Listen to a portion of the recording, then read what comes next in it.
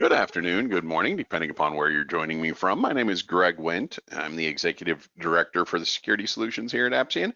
I would like to thank you for joining us for mitigating risk in SAP transactions, implementing strong oversight and control. This is a webinar, so all of the attendees are muted. So if you use your GoToWebinar control panel, it's normally on the right-hand side of your screen. You can submit questions to us that way, since everybody is muted. The session will be recorded, and we will send out links to the recording afterwards as well. Additionally, if you have questions that you would like to have us follow up with, you can email us at info@aspian.com, and that email address will also be up at the end of the presentation. So I would like to go ahead and get started with the webinar today. So one of the things that we have found is when approaching and looking at the different threats that we're dealing with inside of ERP systems in general today, is the threats are really changing.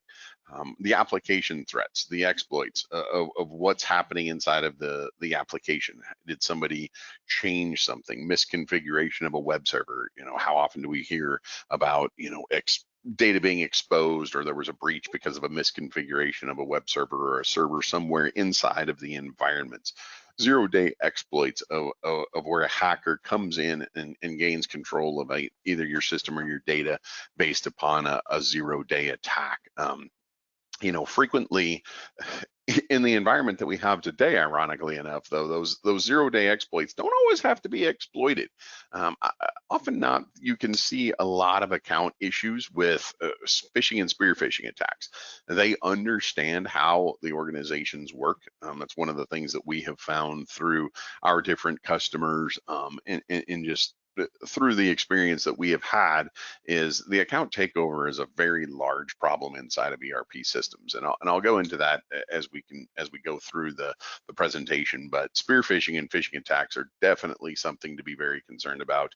The brute force attacks are something that you might find a lot in the script kiddie situation, where somebody is just going to take a directory attack, or they're going to take some prior other user ID and password list, maybe from a past breach, and feed it into your system to see if they can get lucky enough to find a user ID and password combination that's going to work, since so many people actually used shared passwords across different applications, which is one of the reasons why you want strong passwords but not reusable passwords. And then insider threats. Insider threats in today's environment are definitely something that you have to be concerned about. Some of it is definitely just accidental. It's an error. It wasn't done on purpose. I see a lot of this, and I hear a lot of different scenarios where data was exposed and it was based upon an accident. And then you have the other more serious situations where it is fraud or privileged abuse, where somebody is attempting to steal or gain leverage inside of the organization, maybe based upon the information that they know, those type of scenarios. So it is something that you definitely have to be concerned about. Sadly, I've seen probably more insider threat issues with social media these days. They always kind of say social media, you gotta watch what you post out there, and that's what we're finding as well. With these ERP systems, you take a full copy of production, you put it in your development systems, and people then have access to that data, and sometimes it is shared on social media, shall we say, and it can be difficult to figure out exactly who may have done that in the past and exposed your organization. So it is something that you do have to think about it. Luckily, the controls that you can put into place can protect you from both inside and outside threats. So just something to think about. Moving forward, with the changing landscape, you think about what's changing in ERP today. Many times, your users are accessing the system in ways that have never been done before. Think about how your organization may have been structured, the way it's defined, and how complex your systems now are. It's very difficult to say whether or not, I can access this application inside or outside the firewall. Oh, I can only access this particular application from inside the firewall. When the new workers are coming into the environments nowadays, they're expecting and demanding access and control from all over. So you do have users that are accessing your system on mobile devices, non-mobile devices, tablets, um, you know, sharing or tethered to their iPhone while they're working on the rail system, or the buses coming into work. So you're talking about a variable user access, which makes it very difficult to sometimes understand the difference between fraudulent activity and real valid activity that's coming into your environment. A lot of times too, I'll hear different scenarios where organizations are, well, I just do a geo block of anything coming from that particular country or region or those type of things. So, the scenario from that particular perspective is you can spoof IP addresses, you can use VPNs to connect in from other remote locations to get by different restrictions like that. So it's one of those scenarios you really have to be concerned about where and when your applications are being accessed. What type of transactions and access are you going to allow to these mobile remote users? Are you going to enforce a VPN? Can they have nothing outside of the firewall? All of those type scenarios have to be thought about. And many times, sadly, an organization doesn't necessarily think about those until they just move an application outside of their existing firewall and open it up and let everybody have access to it.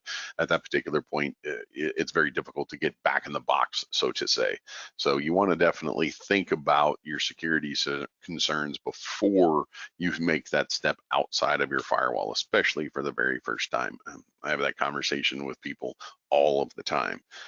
The other side about it that has changed too recently, and especially since some of these applications have really been started and built. If you think about ERP applications and how long they've been around, they weren't necessarily designed and built with some of the compliance requirements that are needed for today's environment. They're changing, they're punitive, they're actually having very large fines put on the scenario of a breach or data being lost. So and it's changing the way people think about it. I think GDPR, for example, and everybody always first instinct is, well, I've got to think about, and I'm going to implement all these technical answers to all of these solutions. Well, some of the answers are definitely going to be technical. The GDPR is by all means a business challenge. It is a change to the business. It is a change to the methodology of how you want to work. What type of data should you collect? What should you do with that data? How long should you keep that data? Those are all business decisions, not technology decisions. So that's one of the things that we really have to keep in mind as well, is some of these compliance requirements are not just technical, press a button 1-0 type situation. There's definitely a business demand and a reason as to picking one or the other from a solution perspective, which definitely does increase the complexity of the applications. When you talk about the more data that you're going to be storing, more systems, more access points, what are you going to do with that data? How are you going to track all of that data? The compliance requirements, whether you're talking GDPR, privacy laws, Sarbanes, different reporting laws, all of those things, you need to understand who's touching, who's seeing, who's working in your systems and what they're doing, which with today's environment, you're talking about very complex systems. They're not just, I have a web server, or I have an application server and people are connecting to it and it's just running from there. You're often talking multiple tiers of access, multiple security layers, maybe single sign-on, all of these other type of applications integrating together to make your workforce more efficient, but it's also more complex and sometimes easier for the hackers to go unnoticed, if that makes sense. So those are all things that we want to keep in mind when we're talking about the changing landscape of how these environments are changing over time. When we think about going back to some of the compliance or non-compliance, GDPR, for example, the fines, we were kind of talking about that. And I think that's probably the biggest difference of a lot of the compliance issues now, especially GDPR, the California Consumer Privacy Act. There are fines, and some of them can be very large and substantial to the organization tied to whether or not you can meet the demands and understand exactly what occurred when that breach does happen. Not only does your organization have to deal with responding to the breach, but you also have to think about on the back end what it's going to end up costing you when you report this. So it can be very, very significant. When we talk about the cost of an average breach, there's all sorts of different numbers out there. So, when you look at the Ponymon and some of those other different reports, but you can look at an average cost of running into $4 million. And the problem with that is it's very difficult to judge or to label the goodwill. How is my organization damaged? The reputation of my organization. How is that? How am I viewed now? Do people want to work with me? Do they not want to work with me? What about sharing information with us? How are they going to work with me moving forward, or do they not want to? You may lose customers because of a breach, obviously. And it's always easier to keep a customer than it is to find one, as they say.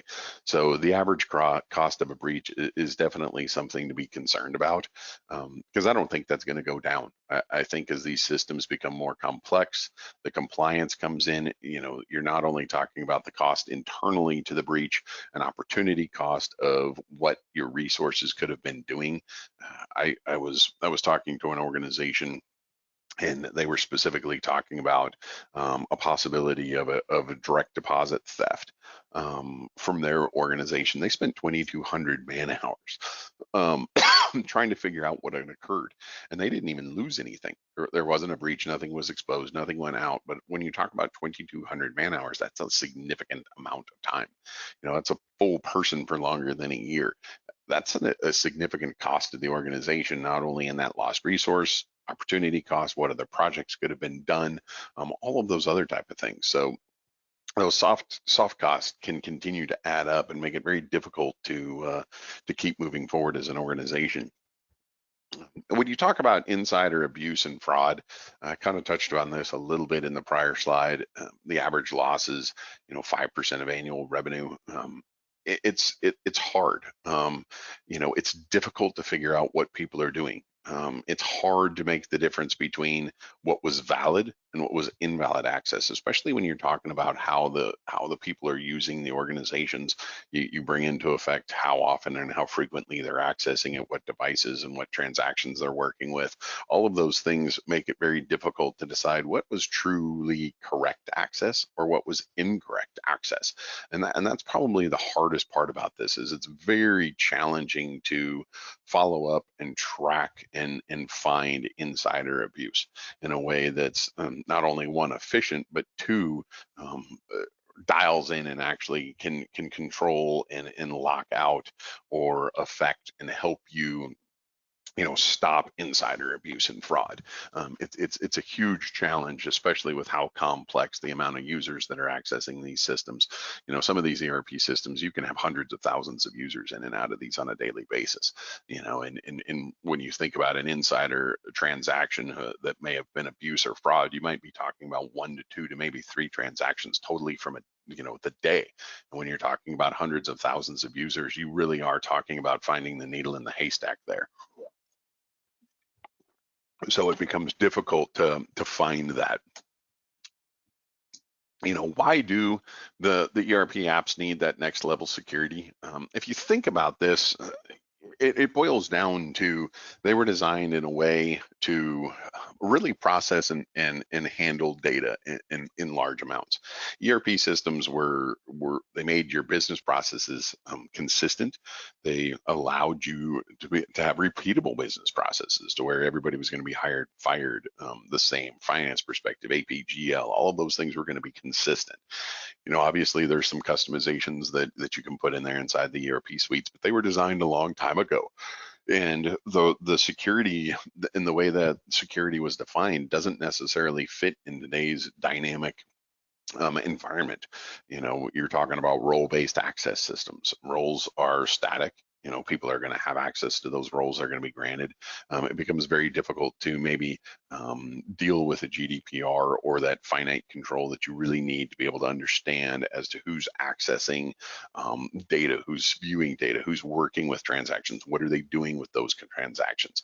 So having that context and understanding and that deep knowledge of the system to know whether or not somebody really should have access, just not understanding, oh, they pass single sign-on, so now they can have access to the system, if that makes sense. So when we think about the different risks that are approaching the SAP transactions, obviously there's multiple different things that you can look at, starting with the data exfiltration. This is important.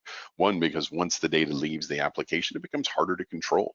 And ultimately, when you're talking about PII or financial data, anything that's sensitive to the organization, when it stays inside the target application, it's easier to control. Once it leaves, let's say I create a spreadsheet and I have that data and I'm going to move off and I'm going to do something.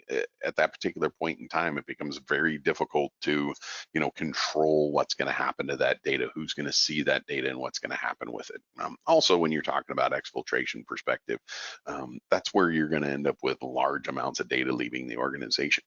You don't want somebody to be able to pivot once they do gain access into your applications and get to some reporting tools to where they can take large amounts of data out of your transactional system, because that's where you're going to have your large data theft, your large numbers of employee records stolen. So it's very important to be able to understand who's attempting to work with reports, who's attempting to download data, and stop those transactions, especially if they're coming in from an area that you don't trust. And I view any area that I don't trust is basically anything off of my network. Just go ahead and state that. If it comes in from something that I don't control, I'm not going to trust it. Period. Whether I look at geomapping or any of those other type of scenarios, I just don't want anybody to do certain things inside of my application if they're coming from an area that I don't trust, or from an IP that I did not give them. Policy violations. This is definitely a concern as well. So what if somebody's going in from a business perspective and changing sales orders or percentages, or releasing purchase orders above a certain amount? Those type of things that they have policies and procedures that they're not supposed to modify or change those, especially maybe outside of a set percentage of 3 to 5%. So I can't change anything outside of that. That would be outside the normal. Maybe they're going in and modifying 1 to 2% on 50 different sales orders, rather than doing one large amount on something. To be able to come in and look and understand what that user is doing, to be able to compare what should and shouldn't really be happening, be able to mine those transactions. So this is definitely something to be concerned about as well. Compliance. This is a real big area of concern, just because of the way these systems have always captured so much data. They weren't necessarily designed to control at that finite level whether or not somebody should have access to a transaction, or somebody should or shouldn't see different information, or go in and change and modify, especially either personal information or sensitive financial information. So compliance is definitely something that's always a concern. And I'll go into a little bit more as to how and what we can do to help with that later. And then the fraud and theft. Maybe it's the fact that you need to do stepped-up authentication. Maybe it's the fact that you need to block transactions. Can't have somebody who can create and pay vendors to where you end up with a separation of duty. There are some scenarios where an organization will give a person the roles that would allow them to be able to perform an SOD style violation, just because maybe they don't have enough employees and somebody has to be able to do all of these things, and it just happens to be given to employee A. Sometimes that's by design. And that's the hard part of this, is not every organization can afford to put in, or do they have the workflows or the staff to put in 100% of the controls to be able to stop all of these different scenarios. So it helps to be able to automate these to understand what's happening inside of the system. So when we talk about data security for SAP, what are we really talking about? What we're doing is really giving you a way to understand and control what's happening inside of the application. I'm going to go into more detail on the up and coming slides, but it's really a centralized policy management that's going to help you control and gain better control and visibility as to what's happening to your application and who's touching and viewing and modifying your data. So rather than just being a simple role-based access, ours is more granular, contextual. It's dynamic. It understands this. It's in a real-time platform to where when somebody is accessing the system, it can make decisions.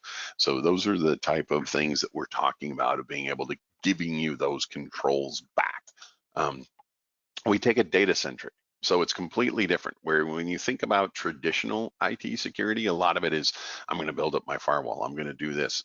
Maybe it's user ID and password combinations from that perspective. Once the problem with ERPs is once you get a valid user ID and password, you are that user inside of the application, and you can do everything that user can do, whether that's cut a paycheck, hire, fire, or cut a PO. And work with vendor information from that perspective. So you really have to kind of turn the traditional security on its head.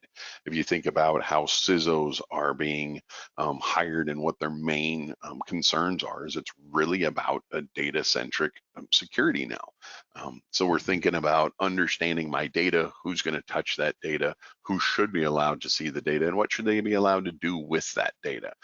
So we're kind of turning the traditional heads of security to come back to a data centric. So when we talk about contextual access controls, what are we talking about here? This is really adaptive access. So when somebody is working with the application, why should they or should they not be able to access said transaction? You can pick a T code at that particular point. Who the user is, what is the user type? Should this user have access to it? Maybe the T code's dealing with sensitive master data or transactional data level access. So do I need to come in and protect certain information inside of that transaction? Maybe it's based upon the time. When we talk to specifically governmental organizations, 8 to 5, outside of 5 o'clock, they don't really want people accessing their system. They don't want certain things to happen outside of the normal business hours. That's when batch processes are run, for example. So we don't want things changing. We don't want people accessing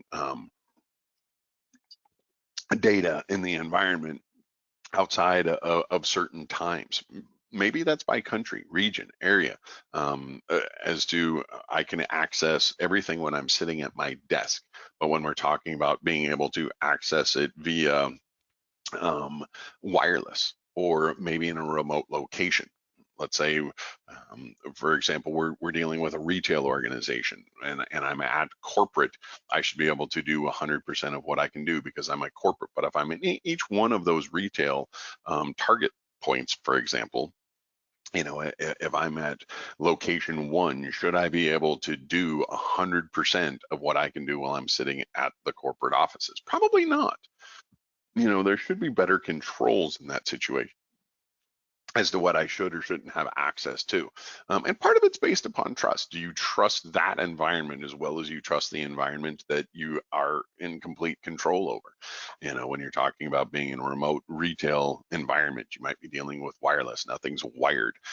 You might have a kiosk that has better controls, but somebody might be using their mobile phones or tablets all the time to be able to access the system. So I don't necessarily trust that type of environment as much as I do, something where everybody's on a wired connection, dealing with a desktop and connecting into the application. The other part is what type of, how are they working with the application? Is it GUI, portal, Fiori, query, etc.? What are they attempting to do? How are they accessing and what endpoint are they really coming through? Fortunately, from our particular perspective, that's less of a concern because of the way that we are applying the adaptive access controls to the system. The GUI is less of an issue from that particular perspective. So when we talk about some of the key capabilities let's really start with the policy-based controls. So rather than being a static role-based solution, what we are is an attribute-based control solution. So you might be familiar with the term ABAC. Some people are, some people aren't, but what that is more of an attribute-based business rules. So what it means is as somebody is working with that transaction, we're going to take additional information about how that user is accessing the application. And then we're also going to decide whether or not, based upon those additional attributes, they should be able to do what they are normally granted to be able to do via their roles and permission lists, or roles and permissions inside of the application. So from that perspective, their roles are going to grant them access to this particular function. So maybe it's editing or creating a vendor, for example. So if I can go in, I can edit, I can create that vendor. But let's say based upon those attributes, they're going to come in and they're going to work with the system a different way. Maybe they're coming in from their cell phone. Should they really be able to create a vendor from their cell phone? Maybe not. So let's stop that from happening. So what it does is it brings in those extra attributes and applies those to the processes as well, and gives you those additional controls as to decide whether or not the user really gets access to the transaction or to the data. So when we talk about the different field level and the controls that we can put into effect, the field level security really allows that user, based upon those controls that are applied to the system, as to whether we mask data, we block access to the transaction, we lock them down, those type of things. It's adaptive via the changing attributes. So depending upon what they're doing and what type of transaction they're working with, you can end up with different controls put in place. So, you might end up with that scenario where it's masked, where a different transaction you might be blocked from completely. And also logic with the field level value. So, social security numbers, what do we want to do with it? We want to mask, we want to block, do we want to take it, all of those type of things. So you can drill it down in and understand, I'm making a change on a PO, for example, I'm changing a percentage by 3 or 5%, 10% maybe. Well, I'm not going to allow them to do that, especially based upon those other attributes that they're accessing the system with. And so it includes all of the different transactions and where and when you want to embed this into the application. And then following on, it's not just about the access controls, it's about understanding what somebody is doing inside of the applications as well. So there's very detailed analytics and logging. So we have intelligent enriched logs that have deep insight into the application and understanding, and it's actionable. We understand what's going on. So, and I'll go in and show you some of the logs and the analytics here shortly. But really it's understanding and having that insight as to what's happening, what that user is doing, and then also combining it with not only the SAP style reporting, but also with ours based upon what that user has done from the attribute based controls as well. So we're going to report on that, allowing you to see, how that user has accessed the system, what they've done, what particular transactions or access has been blocked based upon those attributes. We're going to report all that in one, nice place so that you can have a complete picture and understanding of what's going on, and compare all of those things apples to apples. So how it works, it serves in an additional authorization layer. So what it does is it plugs in real time. We do leverage, existing policies or existing roles or the GRC policies that are already in effect.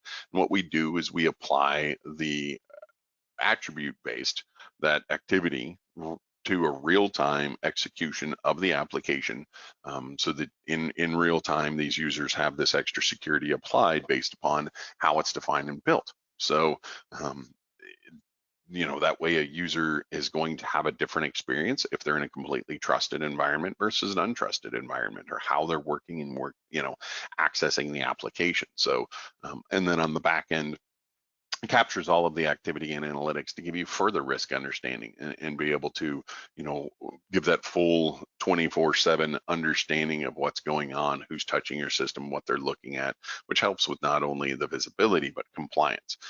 A lot of times it's very difficult to answer the compliance questions because you don't have the visibility into the application to be able to understand this is what was done, this is what was touched, these are the transactions that have been accessed. If you think about it, even from the perspective of outside compliance, the visibility allows you to have business decisions. What type of, where is my application being used? Who's accessing it? Are they doing the things that they were supposed to do? What parts of my applications are being used? These are very large systems. So when you're talking about having that visibility, you're talking about reaching in and above and outside of just compliance when you're talking about seeing the data that's actually there. So the controls that are laid in, we take those existing layers, we're going to apply our adaptive layer into that, which is going to all be applied at a runtime enforcement. So you're not having to worry about how somebody's working with the system. It's that security still going to be applied to them to help protect your SAP system. So often not, the question comes up, well, what's the difference between the controls that you guys are talking about and GRC? I'm not going to go, line by line through this entire thing, but the main differences is what we do is we can sit on top of GRC. We can leverage what's already built and defined within GRC to then deploy and protect your organization, for example. So with GRC, one of the things that it does, well, it'll let you know that maybe a specific user has these two roles, role 1 and role 2, that are going to, would allow them to perform an SOD style a transaction or transaction inside of the system. So if they have these two different roles, it means that they're going to go off and do something. It doesn't necessarily mean that. It could be by design that this user has these two roles because maybe it's the fact that you don't have enough employees. You're not a large enough organization that you can implement every one of these controls, and somebody has to be able to do these two different things. And it just so happens that it's going to go to this trained user who understands the system and knows it best. So in that scenario, it's something that's common. We find it all the time. So what we do is we're going to overlay on top of that and understand that, okay, well, from a GRC perspective, these two rules really could cause an SOD style violation. But what we're going to do on top of that is we're going to implement a real-time preventative control. So we're going to stop that process from happening. So when that user, if that user does attempt a transaction that is an SOD violation, we're going to be able to stop them. We're also going to report on it. We're going to log that happened. So now you're not talking about just having to deal with false positives. You're actually talking about real violations. Somebody attempted to do something. So we can drill in, we can understand that, we're going to be able to report on it. So that's one of the things where ours is very different than GRC. We also have dynamic, field level controls that we can enforce and all of those things. So it definitely leverages what you've done in GRC, but it gives you finer controls and reporting inside of the SAP system to be able to extend that work that you've done with GRC. So let's talk about a couple of different use cases. What I'm going to do is I'm going to go through the use cases, a couple of them, and then I'm going to also talk about and show some of the analytics and go back to especially some of the SOD style scenarios. So when we talk about the different use cases, I did have a question come in here real quickly. Yes, we can make the slides available. So that is something that we can do. So I'll have an email address up. We'll follow up after the webinar, but I will also have an email address up that you can ping to request them as well. So so let's go back to those use cases. Let's talk about contextual security, an HR use case. And what we're going to go through here is an example of a specific T code. So I'm going to go in and I'm going to display master data, HR master data. So it's the PA20 T code. And what we're going to do is, depending upon how that user is accessing the application, you can see here on the left-hand side, the way this I'm going to walk through this is on the left-hand side is the user. So you can see it's the HR user 1. There's depending upon how they're accessing the application, I'm going to decide what happens to that said transaction or data inside of the transaction. So if they're in the office, sitting at their normal workspace, I'm going to go ahead and allow them access to that transaction. So they're going to open up PA20 and they're going to be able to work with 100% of the transaction, maybe, because that's what's been defined and that's what I'm going to allow to happen. Let's say they're coming in from a remote location.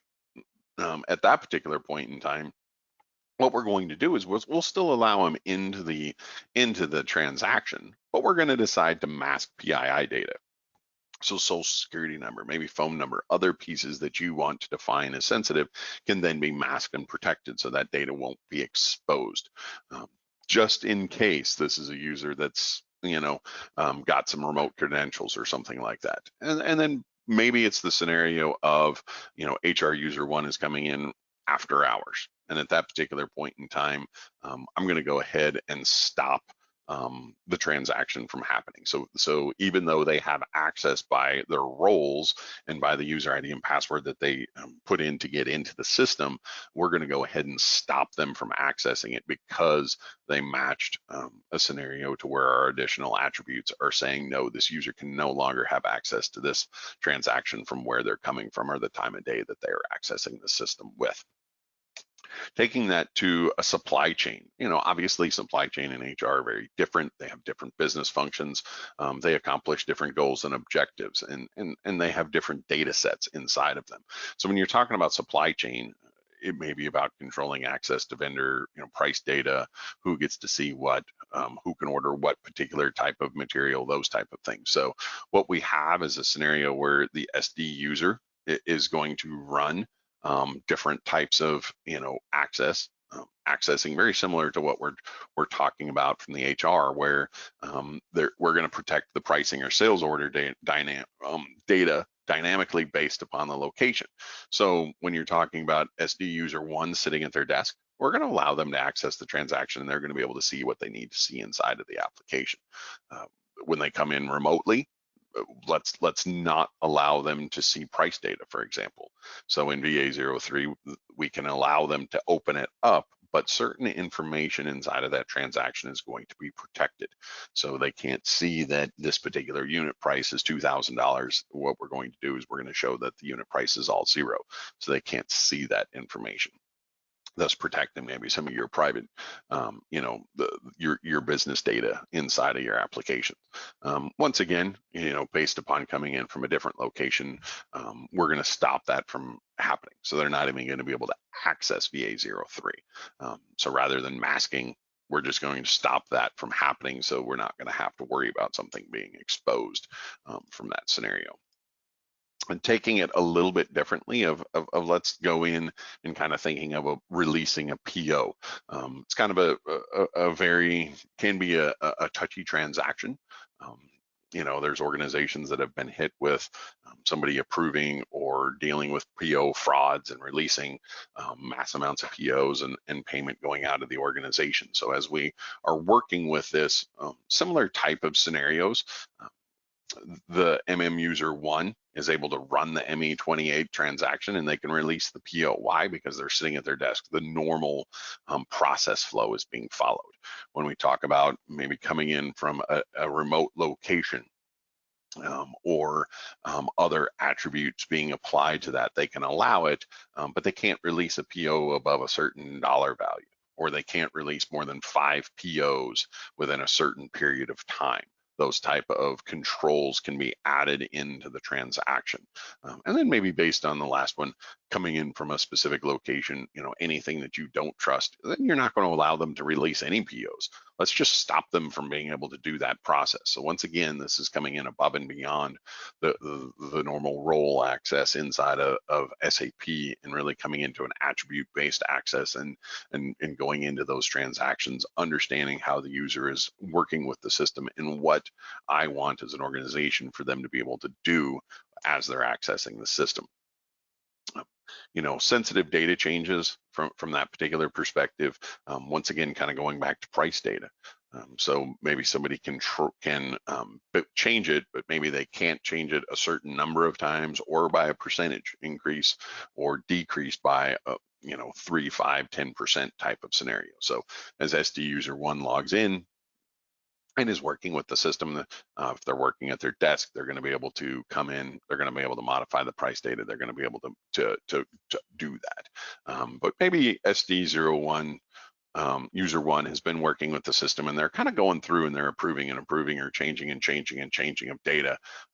And as they're going through that, you're kind of wondering and looking at it from a process flow of, this person's gone in and done this 5, 10, 3, whatever number of times. So maybe at that particular point in time, you want to put in a threshold for there so they can only change, price data X number of times, those types of scenarios. Or in the scenario of coming in from a remote location, you don't want them to be able to change the price data coming in from that system at all. So you're just going to block them from that transaction. So one of the things that I wanted to talk about a little bit was the reporting. So I am actually going to flip over to, I'm going to bring up my browser. And what I wanted to do is I wanted to talk real quick about some of the dashboards and analytics that are happening. I'm going to go into the compliance risk first.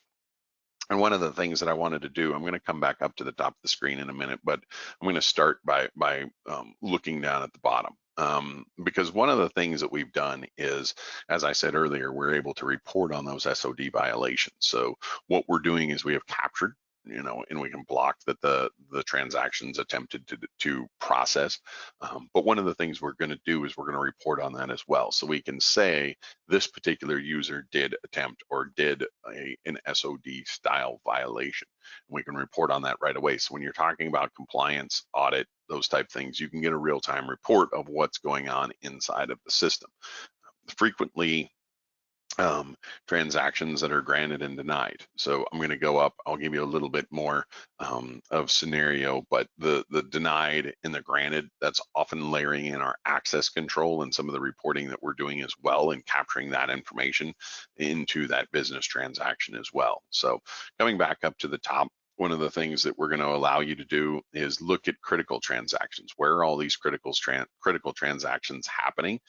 So we can give you a quick geomap of where those transactions have occurred, looking at the counts of transactions done by critical and non-critical or privileged users, looking at critical transactions. Frequently, we have the question as to, by a particular user, we have consultants that are accessing the system. What did they do? What did they access when they were, working with our system? What transactions, T codes, did they access? Did they do anything that they really shouldn't have had access to? So we can drill in and we can follow that all the way through. We can give you a quick geo map of where the access is taking place as well. And what we're doing there is we're looking at the IP address and then doing a geo map of it. So it should be, depending upon your transactions, maybe they should all be located in one spot. Maybe they aren't. Maybe you're a global organization.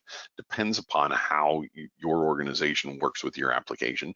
Have you gone outside of your firewall and you have people with remote access all into your system? So really depends upon how you're working with your system. What we're doing here is a count of the transactions by privileged and non-privileged users. But what we're doing here is we're reporting on it a little bit differently. I talked earlier about this with the understanding of our access controls layered in as well. So if I look at George Washington, for example, I can see that he was denied 225 times, but he was also granted, access a bunch of times. This is our access control that's coming in and reporting on this as well. So it gives you an idea as to not only to the user, how often were they granted or denied access based upon those additional attribute-based controls. It's nice that the SAP administrator is only granted and doesn't have anything from a denied perspective, because you would want an account like that to be protected. Looking at the individual users, you can compare this now and get an understanding as to what that user is doing. I might want to drill in more. I might want to drill at a different report and understand and see how maybe they're working with the system that might cause this increased block blocking or control over the system, if that makes sense. So I'm going to go back to the other reports. What I wanted to do is open up the usage analytics real quick. And the reason I wanted to start there is because what this does is it's going to give me more information about, one, the application, but also two, the users. More information about the individual users' attributes rather than just holistically what they're doing. So I can see just a report of the T codes, how often it's run inside of the application, IP addresses, what are your most frequent IP addresses, and then also the denied and granted. So this goes back to our access controls to let you know the percentage that's allowed versus blocked inside of the application. Once again, a geo map of where things have occurred. And this is by transaction codes. So these are the transaction codes that have been denied or granted based upon our controls. So you can see the VA03 has been blocked the most, and the other transactions have been successfully accessed. So now let's look at this a little bit differently, but by the user. So George Washington, for example, has been blocked 222 times. Okay, well, that matches the number that I had before on the other one. Also tells me, how frequently he's been able to get in. So I can look at it by the individual users here, but I can also take that down to the transaction level to understand what they're doing based upon, some of the activity, limited access versus full access, how many times they've tried to access. Drilling in a little bit further, let's take that example from George Washington, for example. Maybe one of the reasons why he's been blocked more so than others is because if I look at his flow inside of the organization or the application, for example, he's connected by 6 different IP addresses, because this is user activity based upon IP addresses. Actually 5. Sorry, I was on the wrong one. So 5 IP addresses. Comparing that to, some of the other users, it's dramatically different. Very different access than what is normally standard. So that's probably one of the reasons why this particular user has had more transactions blocked than others, is because I don't necessarily trust each and every one of those IP addresses as much as I do, the ones that I provide for them. Another thing that we can find is the user activity based upon the main process area. So SAP, for example, different areas of what they're doing inside of the organization. So what is this particular user doing? Where are they working at inside of the system? So a quick tie. GeoMap based upon the user activity in the location, going back to counts of privileged users versus transactions to non-privileged users. So this is one of those scenarios where I can drill in and understand the individual usage. So going back to the consultants example, for an example, being able to understand, here, this is the user and the T codes. So looking at George Washington, for example, with the privileged users, critical transactions, I can understand exactly what George Washington has been working with in charge or inside of the application. And then also some of the questions that we have too is SAP all, if somebody's been assigned this, what are they doing? What have they touched?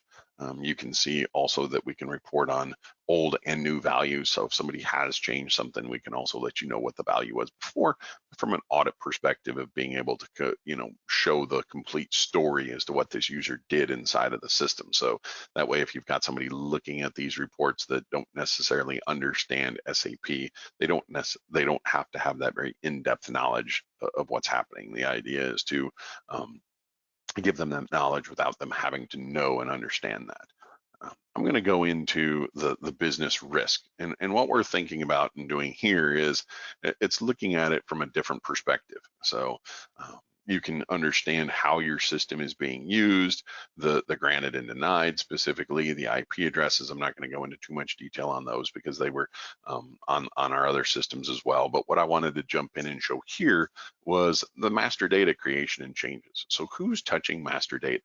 Who's making changes? What are those changes?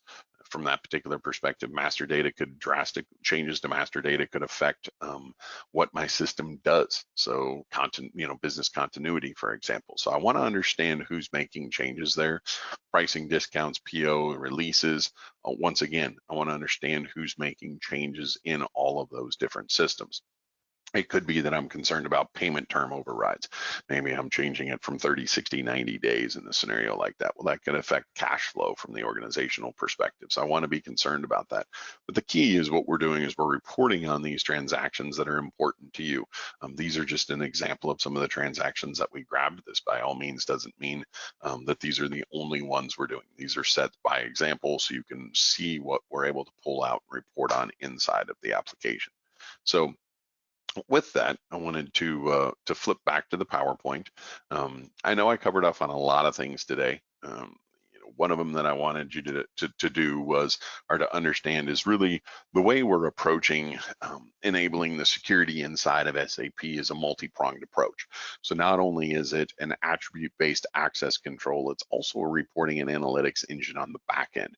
So the two pieces together can help complete the picture and give you that control back of your ERP system so you can understand who is doing what and then also secure that.